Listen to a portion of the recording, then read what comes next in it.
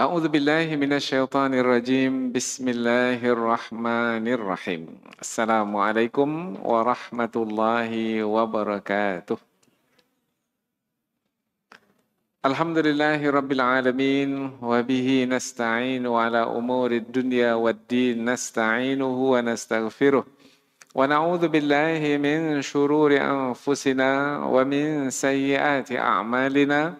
فمن يهد الله فلا مضل له ومن يضلل فلا هادي له أشهد أن لا إله إلا الله وحده لا شريك له وأشهد أن محمدا عبده ورسوله لا نبي بعده أما بعد. Puji syukur kehadiran Allah Subhanahu wa taala yang masih melimpahkan rahmat dan nikmatnya.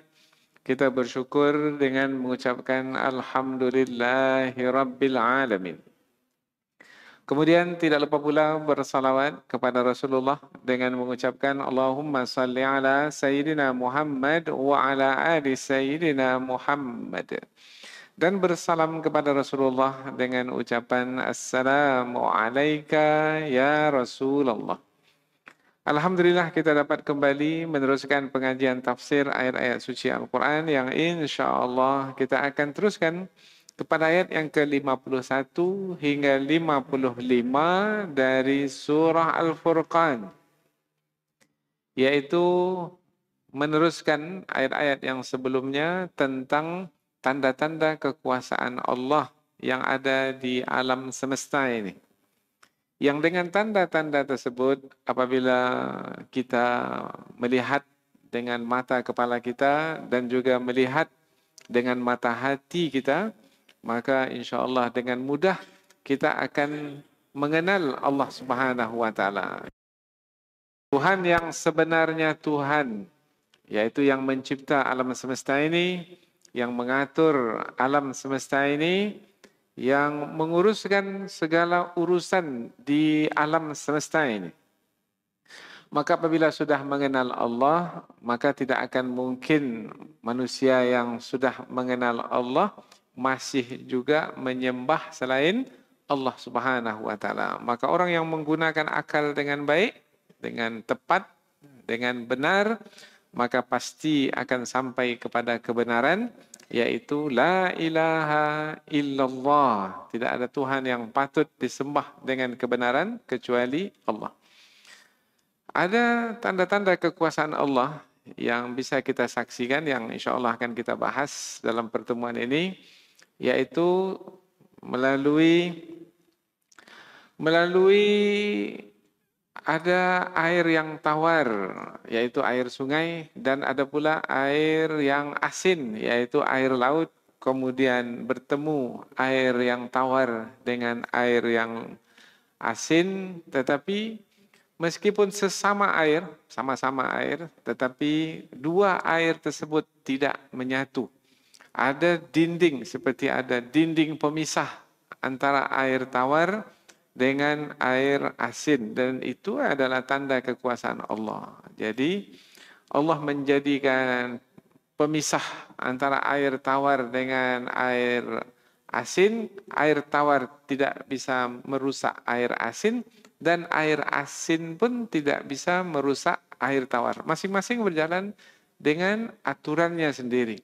Ini adalah menerangkan tentang Allah yang mengatur air-air tersebut, air tawar dan air asin. Kemudian di antara tanda kekuasaan Allah yang juga bisa dilihat, yaitu penciptaan diri kita sendiri. Jadi tadi kita melihat alam yang ada di sekitar kita, tetapi jangan lupa diri kita sendiri ini pun apabila kita perhatikan baik-baik, maka kita akan menjumpai banyak sekali tanda kekuasaan Allah. Di antaranya adalah asal penciptaan diri kita.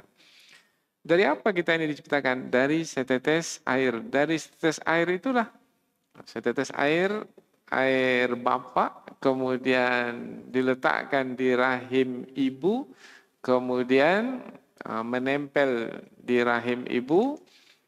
Ada juga air ibu menyatu dengan air bapa, maka berlakulah proses awal dari penciptaan manusia, yaitu berkembang menjadi janin sebulan, 2 bulan, sampai cukup masanya dilahirkan ke dunia, jadilah manusia sempurna. Nah, tentang diri kita sendiri yang berasal dari air adalah juga menunjukkan tanda kekuasaan Allah Subhanahu wa taala. Maka dari tanda-tanda kekuasaan Allah yang banyak di alam semesta dan pada diri kita sendiri semestinya membuat manusia beriman, dan yang beriman bertambah keimanan mereka kepada Allah Subhanahu wa taala. Nah, setelah beriman buktikan keimanan itu, yaitu dengan mempercayai, mentauhidkan Allah Subhanahu wa taala, kemudian mempercayai bahwasanya ada malaikat yang Allah ciptakan meskipun kita tak melihatnya, kemudian ada kitab suci yang diturunkan, kemudian juga mempercayai rasul-rasul yang diutus, kemudian juga mempercayai adanya hari akhirat, hari pembalasan, kemudian juga mempercayai adanya Allah dan qadar yang diberlakukan di alam ini, dalam kehidupan kita dan dalam kehidupan semesta alam ini. Maka dengan demikian tidak ada alasan sebenarnya bagi siapapun manusia, serta apapun akal pikirannya, bahwasanya Allah Subhanahu wa taala, keberadaan Allah, kemahakuasaan Allah itu sangat terang dan jelas sekali, maka tidak ada alasan untuk tidak beriman kepada Allah, siapapun manusia itu. Inilah dia beberapa ayat yang akan kita pelajari, yaitu masih lagi menerangkan tentang tanda-tanda kekuasaan Allah yang ada di alam semesta ini. Sebagaimana biasa, sebelum kita pindah ke tafsir ayat, yaitu penjelasan yang lebih panjang dari ayat, kita akan membahaskan terlebih dahulu makna atau terjemahan harfiah dari ayat, dan sebelum itu pula kita membacanya terlebih dahulu dengan harapan kita akan mendapatkan pahala dari setiap huruf yang kita baca. Harapan kita dari pahala yang kita dapatkan itu Allah beri ganjaran berupa kebaikan. Kebaikan itu berupa badan kita disehatkan dengan badan yang sehat, maka kita menjadi bersungguh-sungguh dalam khususnya menuntut ilmu ini. Kemudian diberikan kecerdasan akal sehingga kita dapat memahami apa yang kita pelajari. Kemudian juga Allah berikan tambahan iman sehingga kita menjadi lebih khusyuk di dalam mempelajari kandungan firman Allah. Kemudian juga mudah-mudahan Allah memberikan tambahan iman dan keyakinan sehingga mudah dan ringanlah bagi kita dalam mengamalkan firman-firman Allah yang merupakan petunjuk hidup bagi kita. Allah Subhanahu wa taala berfirman, A'udzu billahi minasyaitonir rajim. Bismillahirrahmanirrahim. Walau syi'na laba'atsna fi kulli qaryatin nadhira fala tuti'il kafirina wajahidhum bihi jihadan kabira wa huwa alladhi marjal bahraini hadha adhbun furatun wa hadha milhun وجعل بينهما برزخا وحجرا محجورا وهو الذي خلق من الماء بشرا فجعله نسبا وصهرا وكان ربك قديرا ويعبدون من دون الله ما لا ينفعهم ولا يضرهم وَكَانَ الْكَافِرُ عَلَى رَبِّهِ ظَهِيرًا. Alhamdulillahirabbil alamin. Allah Subhanahu wa taala berfirman, A'udzu billahi minasyaitonir rajim. Walau syi'na, dan seandainya apabila kami menghendaki, laba'atsna, kami akan membangkitkan Fi kulli qaryatin, pada tiap-tiap negeri, nadhira, seorang pemberi peringatan. Kalau kami menghendaki, tapi Allah tak menghendaki demikian. Yang sekarang ini, di akhir zaman. Dan kalaulah kami menghendaki, niscaya kami akan membangkitkan pada tiap-tiap negeri seorang pemberi peringatan. Kami membangkitkan seorang pemberi peringatan pada setiap negeri. Ayat berikutnya. Fala tuti', maka janganlah kamu mengikuti atau mematuhi al-kafirin, orang-orang kafir. Janganlah kamu di sini adalah Nabi Muhammad sallallahu alaihi wasallam, karena ayat ini disampaikan kepada Nabi Muhammad sebagai perintah. Maka janganlah kamu mengikuti orang-orang kafir, wajahidhum, dan berjihadlah terhadap mereka, bihi, dengannya. Dengannya maknanya dengan Al-Quran. Jihadan, dengan jihad, kabira, yang besar. Maka jangan ikuti orang-orang kafir itu dan berjihadlah terhadap mereka dengan Al-Quran, dengan jihad yang besar. Ayat berikutnya.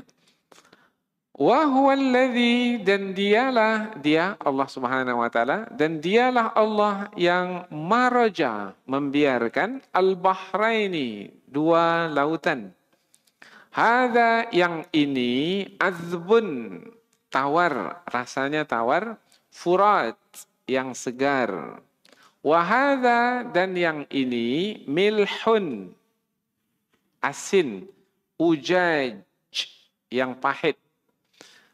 Kita gunakan kata pahit, nanti kita terangkan dalam tafsir. Wa ja'ala, dan Allah menjadikan, bainahuma, di antara keduanya, di antara dua jenis air tadi, barzakhan, barzakh, pemisah, wa hijran, dan dinding mahjura, dinding hijran, dinding pembatas, pembatas atau batas, mahjura, yang tidak bisa dilampaui atau tidak bisa ditembusi, mahjura. Dan dialah Allah yang membiarkan dua lautan, yang ini rasanya tawar lagi segar, dan yang ini asin lagi pahit. Dan dialah Allah yang menjadikan keduanya terpisah dan batas yang tidak bisa ditembusi.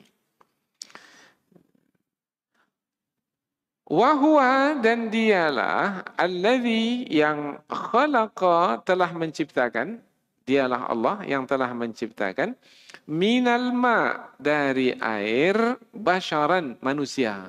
Allah lah yang menciptakan manusia dari air. Faja'alahu, lalu Allah menjadikan manusia itu, yang sudah diciptakan itu, nasaban, berketurunan, memiliki keturunan. Wasihran, dan kerabat. Kerabat ini keluarga juga maknanya. Wakana, dan adalah Rabbuka, Tuhanmu, Qadira, maha berkuasa. Dan dialah Allah yang telah menciptakan manusia dari air, lalu menjadikannya berketurunan dan memiliki kerabat. Dan dialah dan adalah Allah Tuhanmu yang maha berkuasa. Ayat berikutnya. Wa ya'buduna, dan mereka menyembah, min dunillah, selain Allah, ma la yanfa'uhum, yang tidak bermanfaat bagi mereka. Jadi penyembahan yang tak bermanfaat bagi mereka. Yang ma la yanfa'uhum, yang selain Allah itu tidak bermanfaat bagi mereka. Wala yadhurruhum, dan yang mereka sembah selain Allah itu tidak mendatangkan mudarat bagi mereka. Wa kana, dan adalah al-kafiru, orang kafir itu, ala rabbihi, terhadap Tuhannya, zahira, penolong. Apa maknanya? Wa kana al-kafiru, dan adalah orang kafir itu, zahira, wa kana al-kafiru, dan adalah orang kafir itu, zahira, penolong, ala rabbihi, dalam kedurhakaan kepada Tuhannya. Kita tambah kata kedurhakaan. supaya mudah untuk memahaminya. Dan adalah orang kafir itu penolong dalam durhaka kepada Tuhannya, yaitu dengan kekufuran yang ia lakukan, dengan pelanggaran yang ia kerjakan, maka ia adalah yang sangat atau lebih kedurhakaan kepada Tuhannya.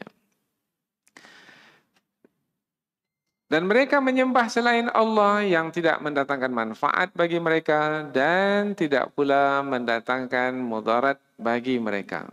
Dan adalah orang kafir itu sebagai penolong, dan adalah orang kafir itu adalah sebagai penolong terhadap syaitan dalam kedurhakaan kepada Tuhannya.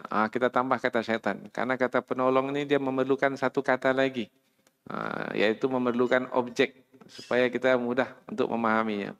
Dan adalah orang kafir itu sebagai penolong syaitan dalam kedurhakaan kepada Tuhannya. Lebih mudah bagi kita untuk memahaminya.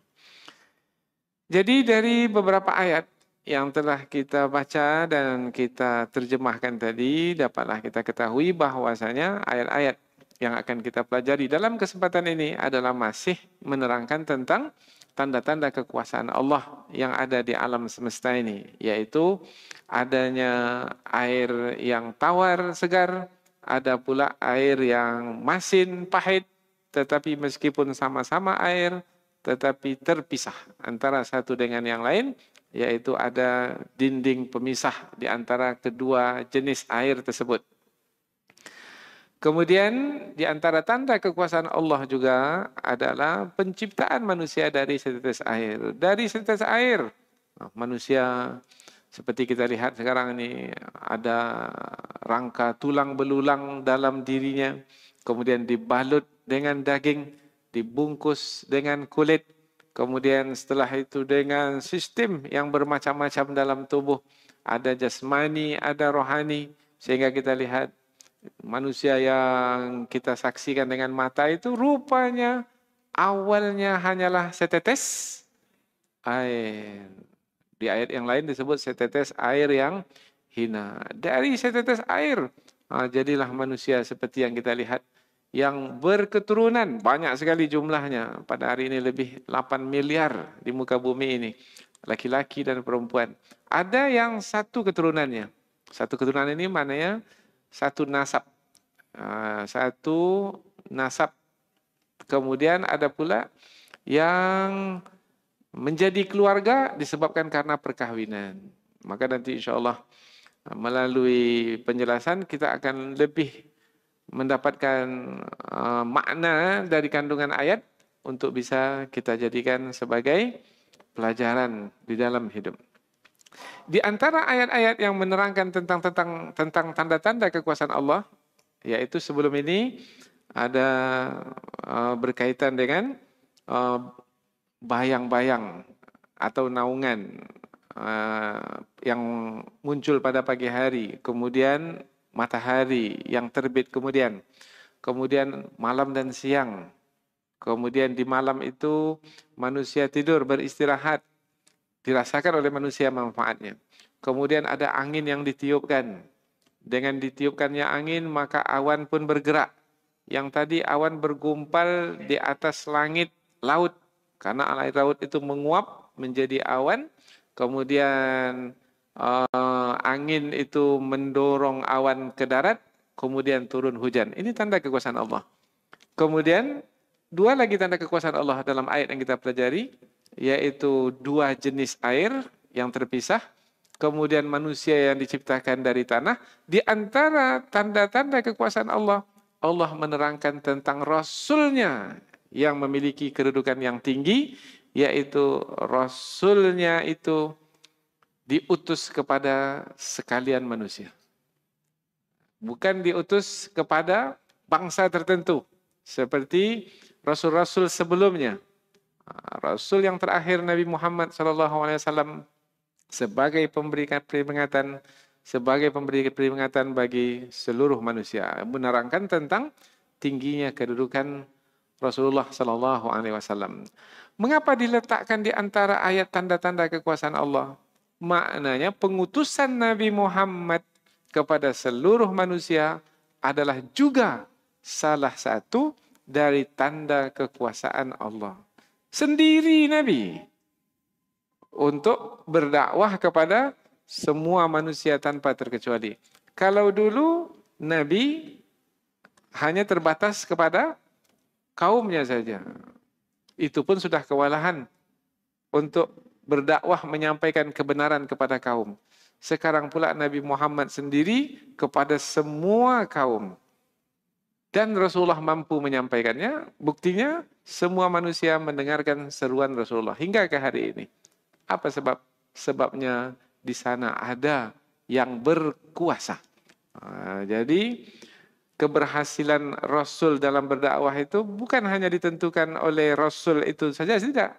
Tetapi ditentukan oleh yang mengutus Rasul tersebut. Hanya dengan satu orang Rasul saja. Tapi yang mengutusnya adalah Allah yang maha berkuasa.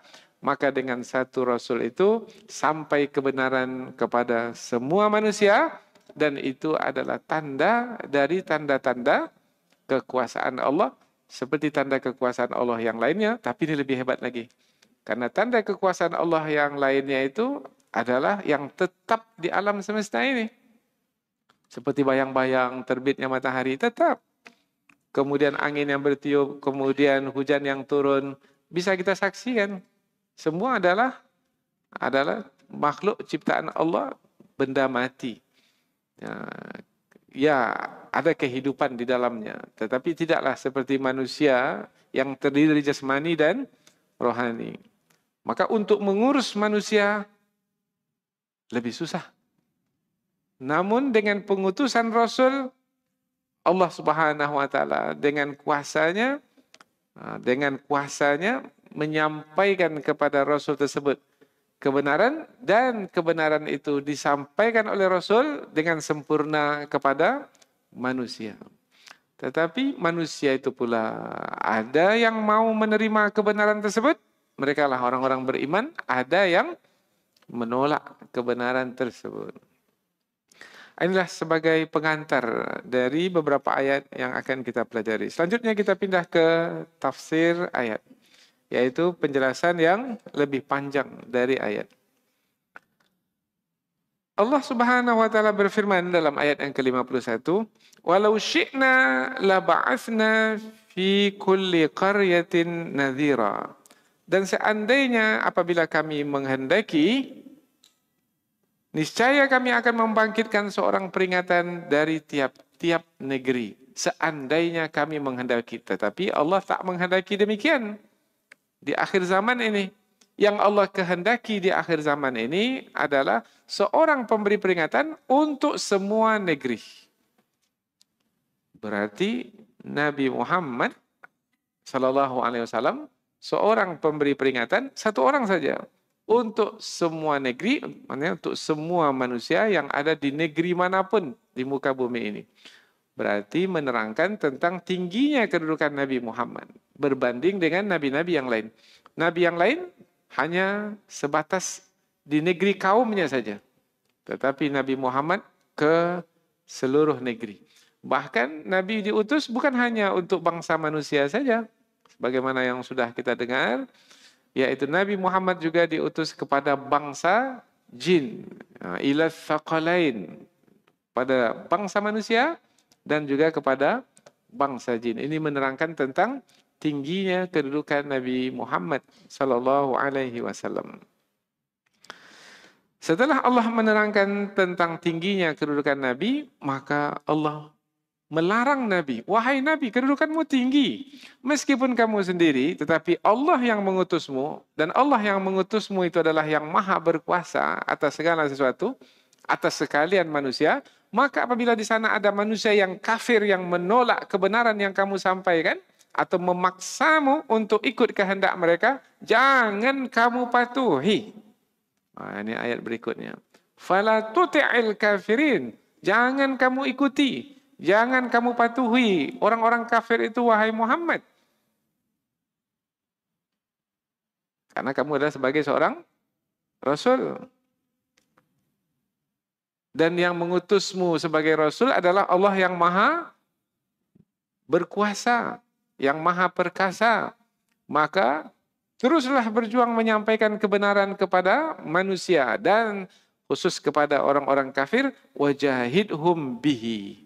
Berjihadlah dalam menghadapi mereka itu bihi, dengannya. Dengannya di sini ulama tafsir menjelaskan dengan Al-Quran. Berjihad menyampaikan kebenaran kepada orang-orang kafir dengan Al-Quran. Biasanya kata berjihad digunakan kaitannya dengan apa? Peperangan. Berjihad melawan orang kafir. Biasanya kita pahami berjihad ini memerangi orang kafir di medan perang. Bertempur dengan orang kafir. Menggunakan senjata apa biasanya?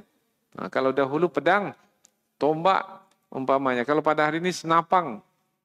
Kemudian berbagai macam senjata sekarang ini. Pistol umpamanya. Kemudian apa lagi yang lain? Tank umpamanya. Pesawat tempur dan lain sebagainya. Berjihadlah menghadapi orang-orang kafir itu dengan,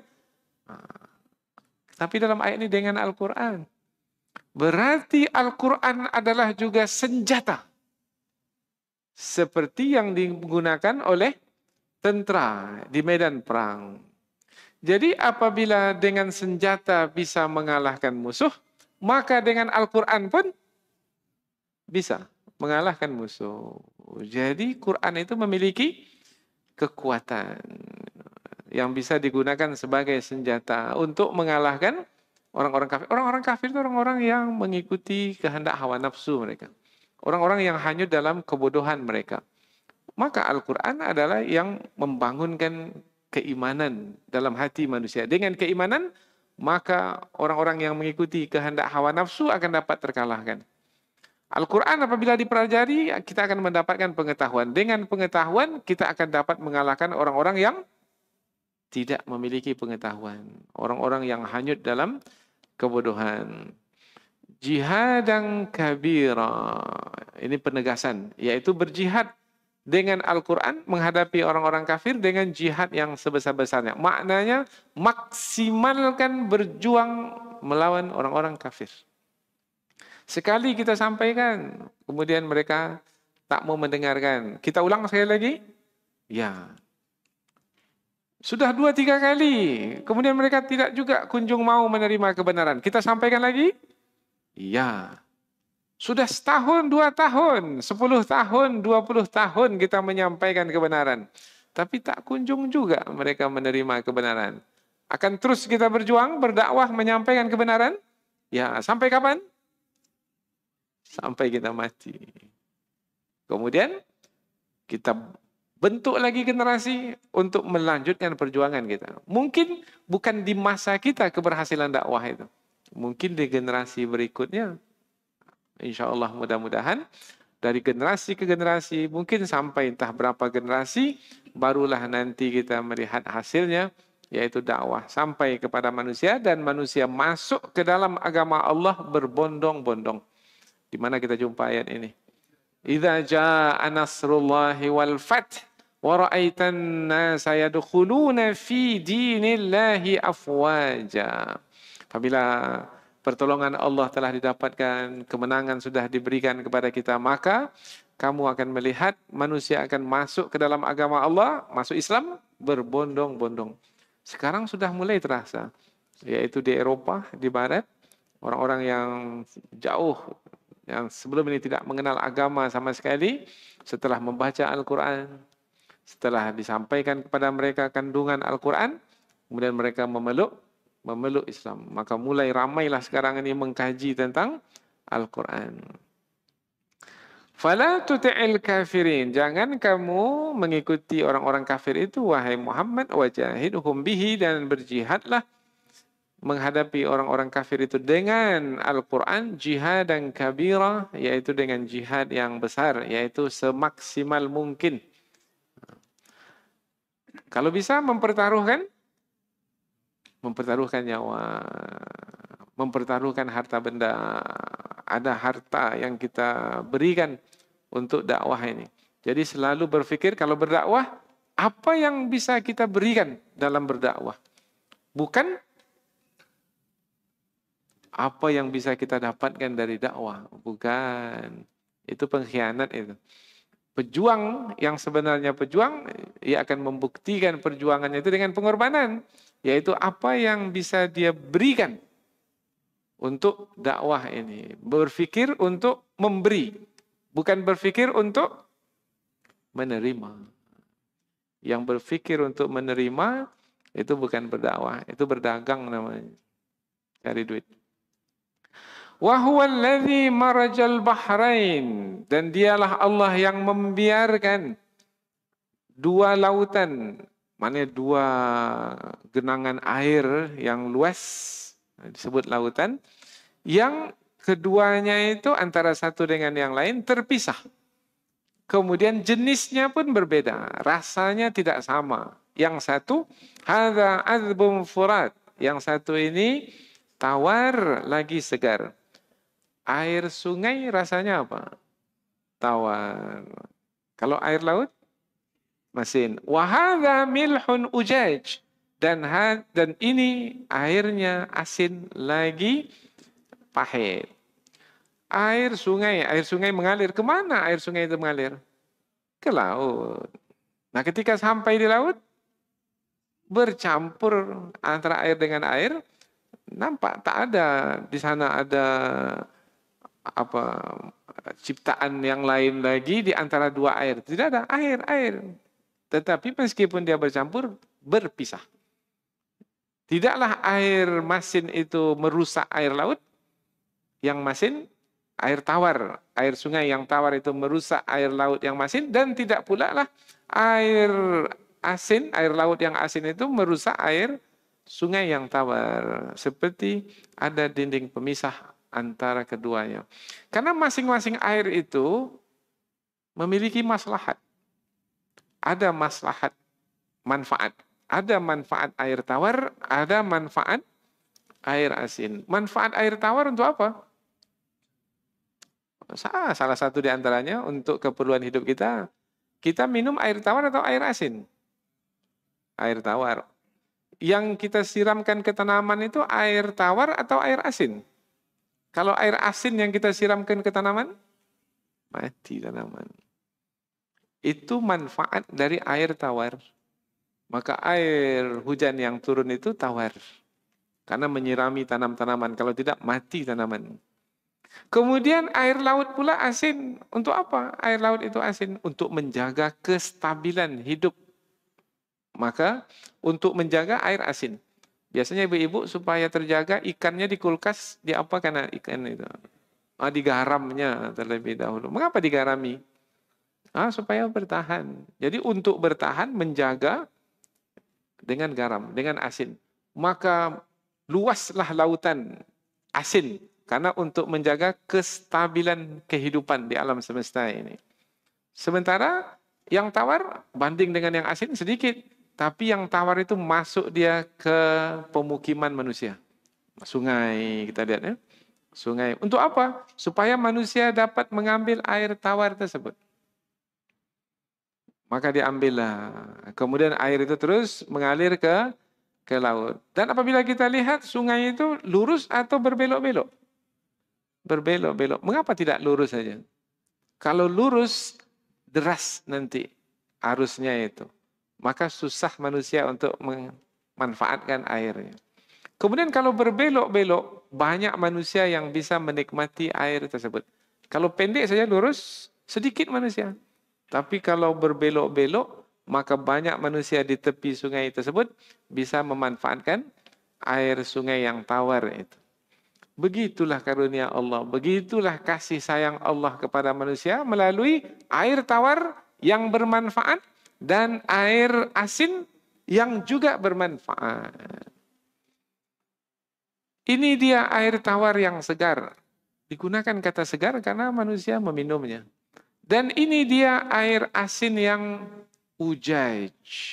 Ujaj ini diterjemahkan dengan pahit. Sebenarnya bukan pahit maknanya.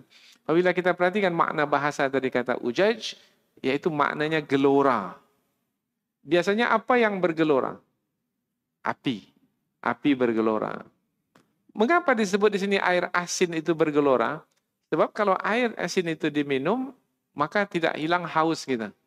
Maka bergelora keinginan kita untuk minum lagi. Minum air laut, hilang dahaga, haus? Tidak, kita akan minum lagi. Maka disebut ujaj. Air asin yang ujaj. Yaitu yang bergelora kita untuk meminumnya lagi. Tapi kalau itu dijadikan terjemahan panjang betul, orang tak faham, maka digunakanlah kata mana yang lebih dekat, yang menepati makna tadi. Maka ada yang meletakkan kata pahit untuk menerangkan makna ujaj. Dan ini dia air asin yang pahit. Wa ja'ala bainahuma, dan Allah menjadikan di antara dua jenis air tersebut barzakhan. Barzakh.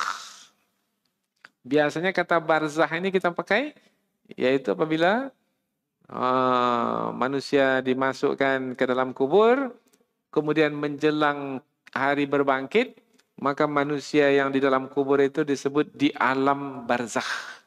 Mengapa alam barzah disebut alam barzah?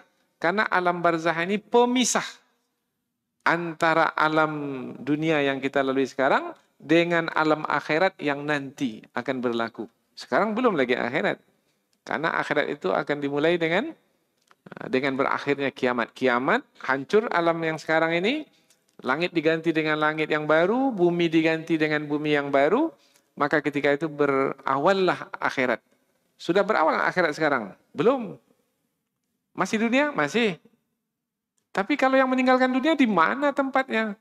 Nah, manusia yang telah meninggal dunia tempatnya di barzakh. Barzakh yaitu pemisah antara alam dunia yang sudah dilalui dengan alam akhirat yang akan dilalui nanti. Barzakh, alam barzakh. Nah, barzakh ini tawar. Air yang satu lagi ini mesin. Maka yang antara tawar dan asin itu adalah barzakh. Siapa yang menjadikan barzakh itu? Allah. Ini dia tanda kekuasaan Allah. Kalau kita lihat videonya, boleh cari video di internet itu, coba cari. Yaitu dua lautan yang terpisah umpamanya. Maka nanti akan dijumpai. Ada yang lautannya kecil, ada yang besar, ada yang nampak sekali jelas warnanya berbeda, yang ini dengan yang satu lagi. Ya, silakan lihat. Supaya nampak tanda kekuasaan Allah. Siapa yang menciptakan semua itu? Siapa yang mengatur semua itu? Jawabannya adalah Allah Subhanahu wa taala. Wa hijran mahjura.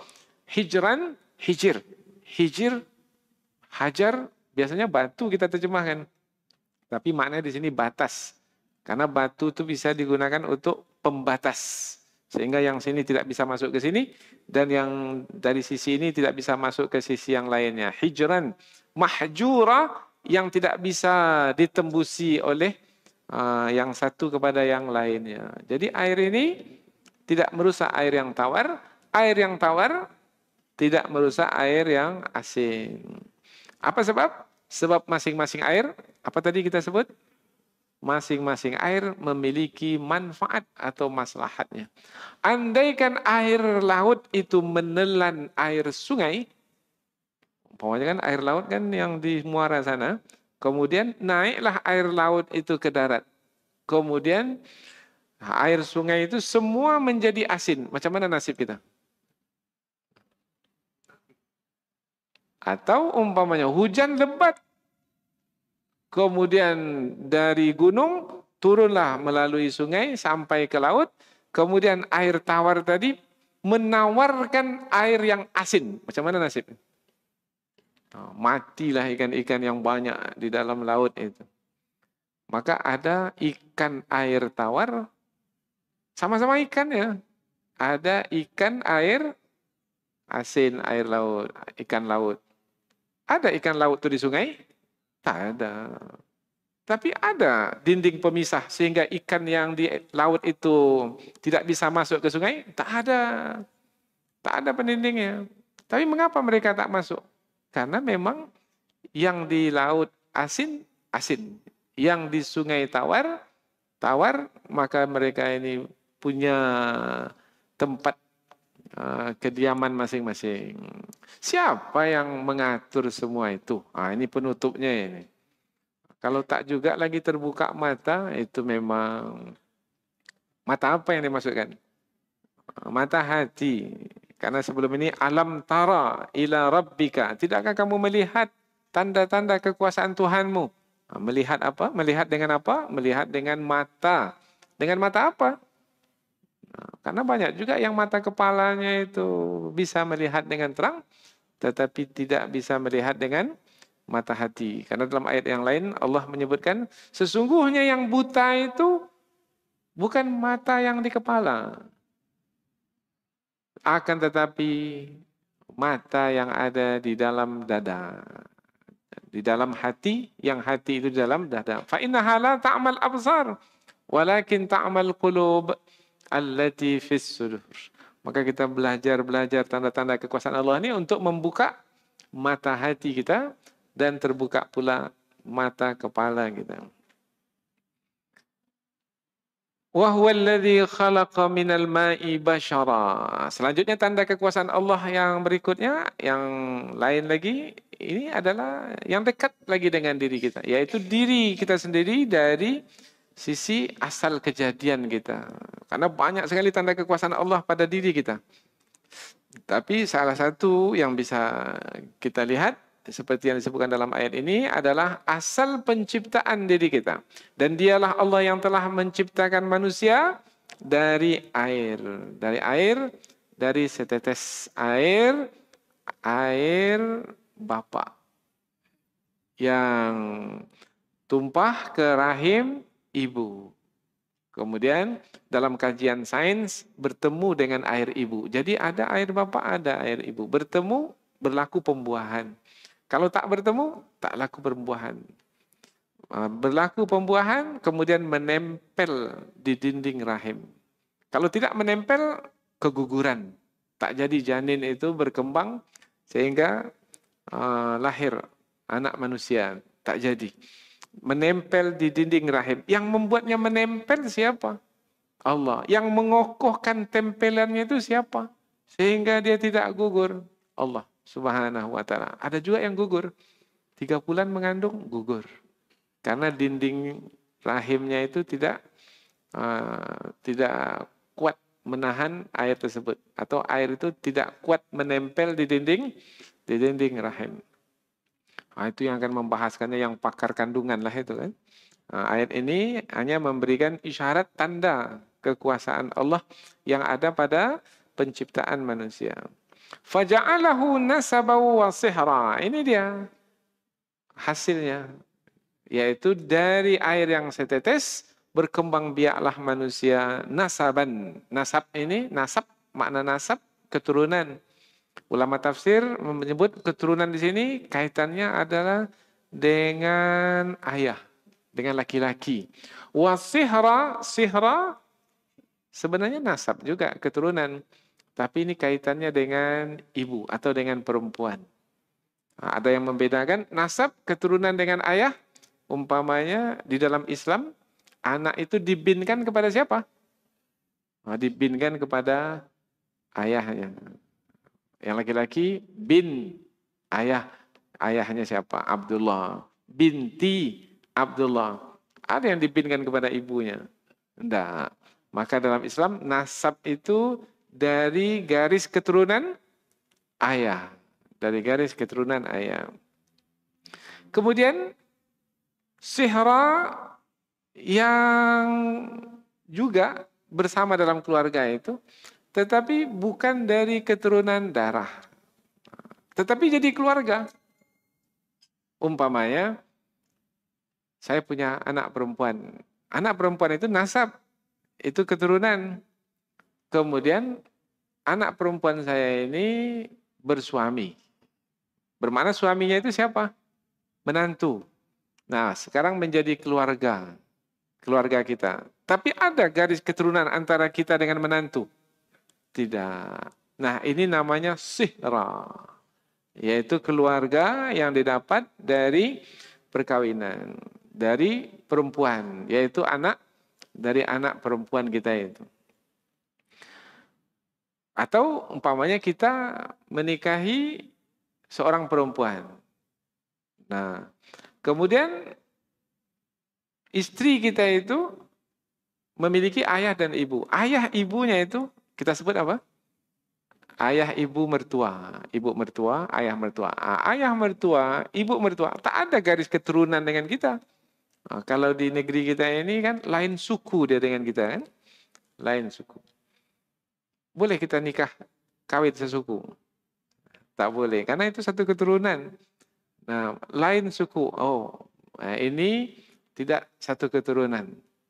Meskipun pada akhirnya keturunannya sama dari Nabi Adam alaihi salam. Tapi yang ini adalah yang kita boleh menikahinya. Dari keturunan itu, kemudian ahli keluarganya itu, ayah ibunya, ayah mertua, ibu mertua itu menjadi kaum kerabat kita. Sihra. Jadi dalam ayat ini dibedakan penyebutan antara keluarga dari garis keturunan dan keluarga dari perempuan, dari jalur perempuan.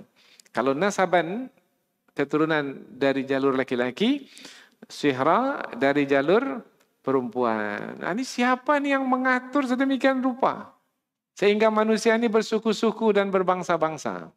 Allah Subhanahu wa taala. Wa kana rabbuka qadira, dan adalah Tuhanmu maha berkuasa. Itu dia tanda-tanda kekuasaannya. Penciptaanmu dari setetes air, kemudian air tawar dan air asin, kemudian apa lagi?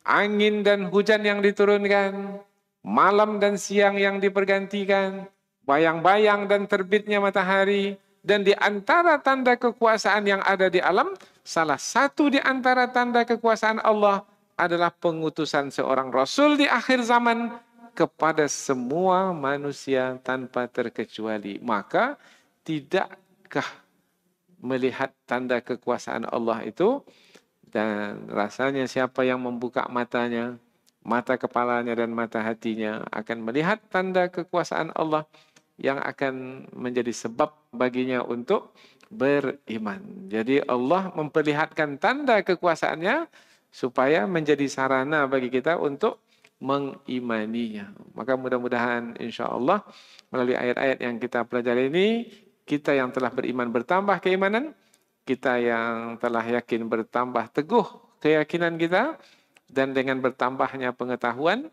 maka semakin mudahlah, semakin ringanlah bagi kita dalam menjalankan kewajiban. Karena kita menjalankan kewajiban dengan pengetahuan yang melahirkan kesukaan dan kekhusyuan. Mudah-mudahan ada manfaatnya. Subhanakallahumma wa bihamdika asyhadu an la ilaha illa anta wa astaghfiruka wa atubu ilaih.